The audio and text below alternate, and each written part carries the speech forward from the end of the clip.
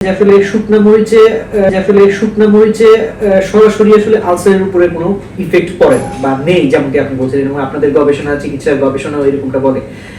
তারপরেও আসলে মরিচ খেলে কেন মানে পেটে গ্যাস বা পেট, অনেকে আবার পেট খারাপ হয়ে যায়, এটি তাহলে আসলে কেন হয়? আসলে এটি যেটা আপনি বললেন, যে আমি যেটি বললাম যে আলসারের উপরে ডিরেক্ট কোনো ইফেক্ট নাই, কিন্তু যে আমি একটু আগেও একটু বলছিলাম যে নন আলসার ডিসপেপসিয়া বলে একটি কথা আছে। সেই নন আলসার ডিসপেপসিয়াটা আলসার নাই, কিন্তু আলসারের মতো পেপটিক সিমটমস গুলো আছে তার। এই যে সিমটমস আছে, যাদের আলসার নাই তাদের স্পাইসি ফুড অথবা মরিচ অথবা ঝাল যদি এগুলো খাওয়া হয়, তখন দেখা যায় যে তার এই কমপ্লেইনগুলো একটু বেড়ে যায়। এই জন্যই আমরা বলি যে আপনি একটু অ্যাভয়েড করবেন।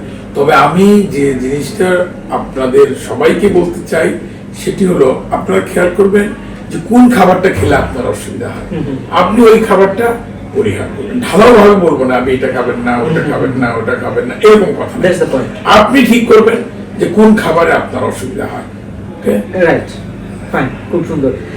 স্যার, আমরা আমাদের আজকের আয়োজনের একদম প্রায় শেষ পর্যায়ে চলে এসেছি। যারা দর্শক রয়েছে, আপনার যারা পেশেন্ট রয়েছে, এবং আমরা জানি যে আপনার পেজ ফলো করছে অসংখ্য মানুষ এবং অসংখ্য পেশেন্ট আপনাকে দেখছে প্রতিদিন, তাদের উদ্দেশ্যে আসন্ন রমজান মাস উপলক্ষে যদি কোনো মেসেজ বা বিশেষ বার্তা যদি থাকে।